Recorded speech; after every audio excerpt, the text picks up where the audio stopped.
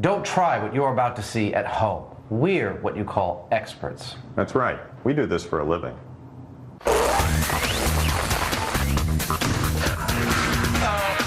On this episode of Mythbusters, it's enough to drive you round the bend. One toilet's probably as good as the other. Our new host gets a hazing, then a blazing, as we turn up the heat on the exploding toilet myth. He's still holding the cigarette. The clothing gets kinky in the quest to answer an age-old weather mystery.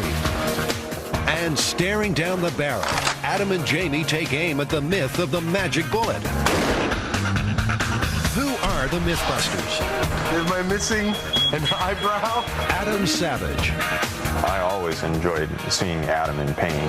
Oh! And Jamie Heineman. Jamie wants a big boom. Between them, more than 30 years special effects experience. Feel kind of sexy. They don't just tell the myths. Farewell, cruel world. They put them to the test.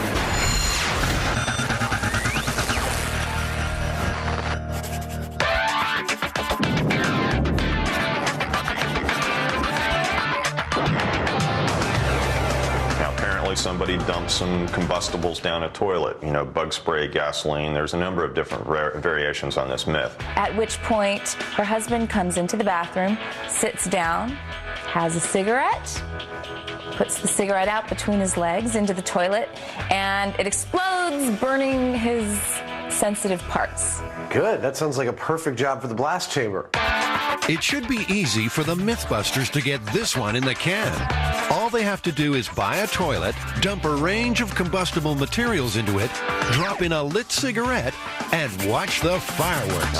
I'm trying to think of various ways that we can actually make that toilet blow up. And, you know, maybe the gasoline or maybe the bug spray will do it.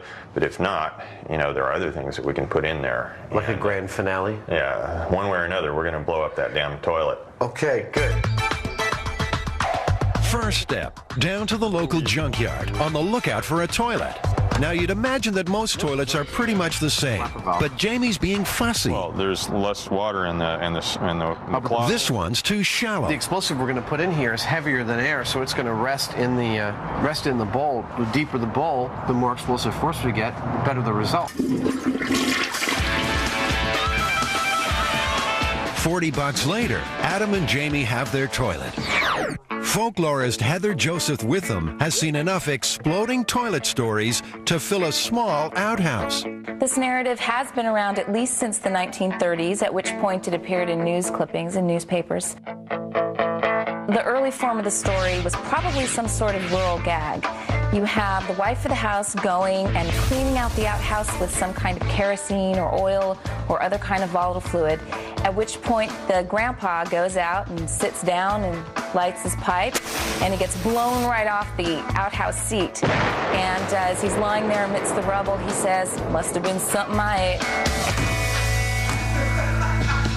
The bottom line is, Jamie plans to be sitting on the toilet when it goes up, so he'll need more than his trusty beret. He's measuring himself for a purpose-built protective suit made from football equipment and impact-resistant foam padding. Ow! If that toilet's supposed to launch me across the room, then, you know, it'd be kind of nice to have this. It's not long, though, before Jamie changes his mind about taking one for the team. After all this armor and your big costume, you don't want to sit on the toilet anymore. Why not? Well, that foam, you know, that impact foam burned kind of like napalm.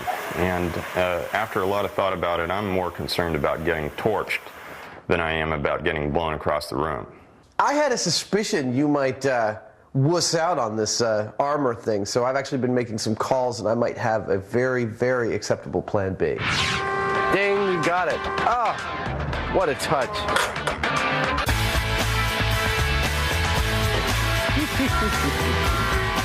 In this box right here is the new star of Mythbusters.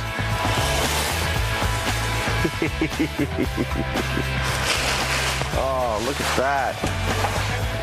That's all I need is another dummy around this place.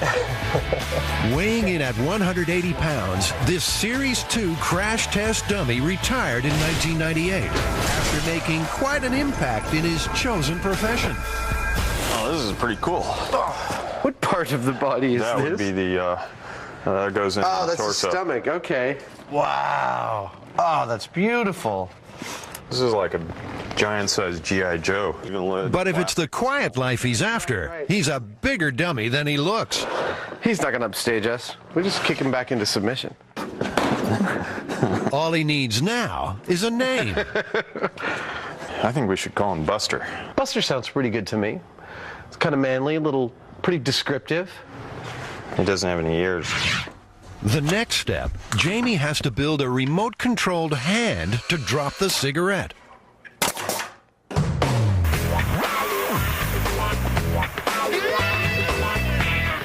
That's probably the best thing. Okay. Adam and Jamie have also had to build their very own blast chamber. It's made from a bulletproof material called Lexan, the same substance used in aircraft windows. Hopefully, it will survive its maiden voyage.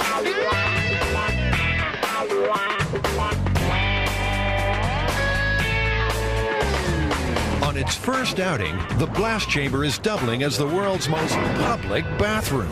Like an hourglass, the sands of time. Moving inexorably towards toilet explosion. Inside, a high-speed camera has its BDI trained on the bowl. It's running at 1,000 frames per second, 40 times faster than the average camcorder. The more frames exposed, the slower the picture. Normal camera, high-speed camera. The temperature inside the chamber is already climbing. The hotter it is, the easier it should be to ignite the fuel. While the chamber should easily contain any explosion, the Mythbusters have called for backup, just in case. Have you never heard this myth before? No, actually I haven't heard this one. Found a few people on the toilet, but never because of a toilet explosion. Falling off the toilet, a lot of Something like bathroom that, yeah. problems. Falling but off the toilet. Never actually exploding. The local fire marshal's on hand to oversee proceedings. So we've designed this with, it's covered with polycarbonate that won't shatter or go anywhere. It's securely bolted, as well as it's made in two separate halves so that if there is any kind of general explosion in there, it'll just open. Is there that much of a difference between, like a coal or an ember dropping into a propellant and an actual lit flame? It depends on how much surface area you have on that coal. So a coal can light like a cigarette Absolutely, butt? yeah, can smoldering, yes. Combustible number 1. Mythbusters hairspray. It's what I use to keep my dew in line. How much of this stuff am I supposed to put in there? The myth said that the can of propellant got stuck open. So not knowing what to do with it, she emptied it out in the toilet. So I'd put a whole bunch in there. Oh, yeah? Yeah. Okay. You know, when you start to get dizzy, it's probably time to leave. Okay. A sensor measures the level of flammable vapor inside the chamber. It would seem we have some combustible gases in here. We're loaded and ready for ignition. Come on, say something cool. Release mechanism dropping by. That's it. Okay, 3, 2, 1, go.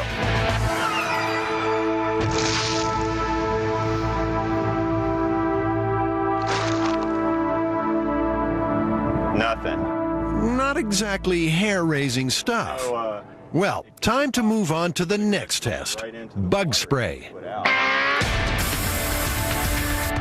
right. It seems the smoldering tip of the cigarette is not producing enough heat to reach the flash point of the hydrocarbons.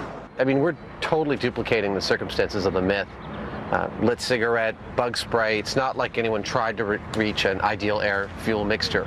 Bug spray and hairspray aren't the most flammable things in the world, and also, it's a cigarette with a coal on it. It'd be better to have a nice open flame to it.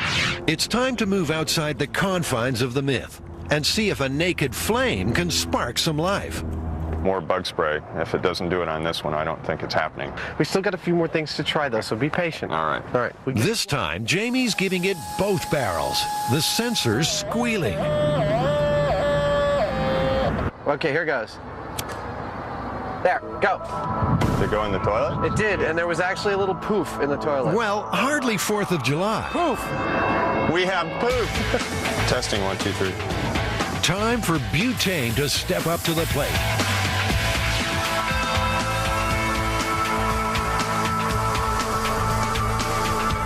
Did it go in?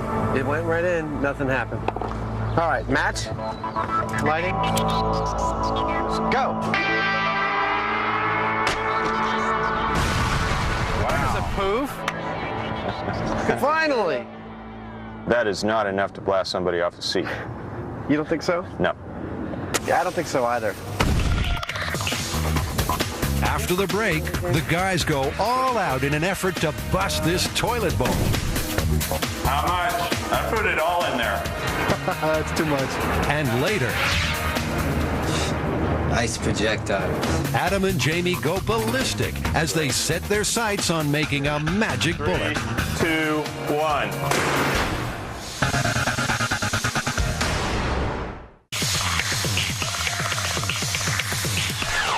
The Mythbusters are struggling to make the exploding toilet myth anything more than a flash in the pan. But this isn't the first time someone has put this story to the test. Dr. Robert Slay first heard about the exploding toilet myth in the mid-70s. Intrigued, he conducted his own myth-busting experiment. I myself in Texas in investigating this with a large watermelon, and a full can of spray was only able to singe the bottom of the watermelon, not to have it leave the toilet. Dr. Slay says these stories are invaluable in a field where every day is a matter of life and death. I think they're therapeutic in the sense that it relieves stress. We know that humor used appropriately, particularly in tense work situations, tends to make people perform better. As you may well know, there are studies that show that people are more creative. They think of better solutions when they're working in what they call a fun environment or a place where there can be humor. Undeterred, Adam and Jamie head back to detonate this toilet. The myth is looking kind of unlikely at the moment, although you know, gasoline is the big one. What do you think? Does that work? Oh, that's beautiful. Surely, dropping a cigarette into a pool of gasoline will produce some type of reaction. Let's get a wet towel ready in case the extinguisher fails. Silly housewife, pouring gasoline down the toilet. Are you ready? I'm ready. Lighting cigarette. Okay, I'm gonna drop it. 3, 2, 1, go. Nada. But the pool of liquid simply put the cigarette out. Try again, this time using the naked flame of the match. Let go.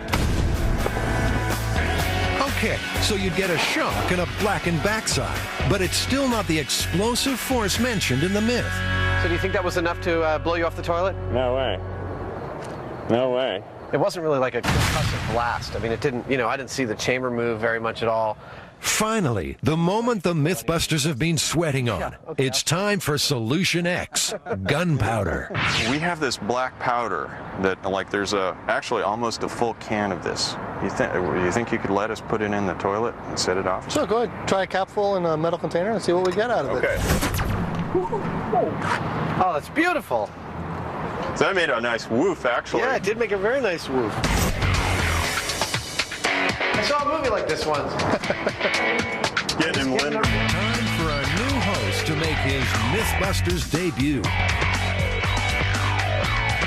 The fire marshal seems to be getting a little nervous. How much? I put it all in there.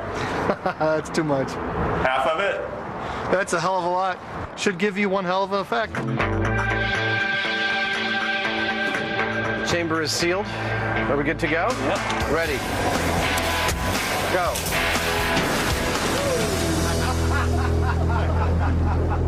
Well, I tell you what, you know, that that was great. It didn't even move him.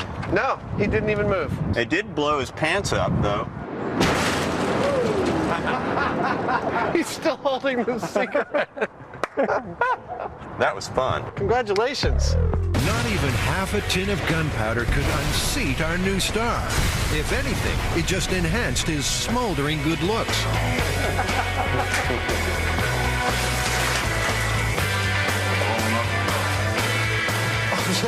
There you go. Yeah, I've had days just like this too. Another myth busted. Jamie and Adam are flush with success. This is perfect amount of carnage.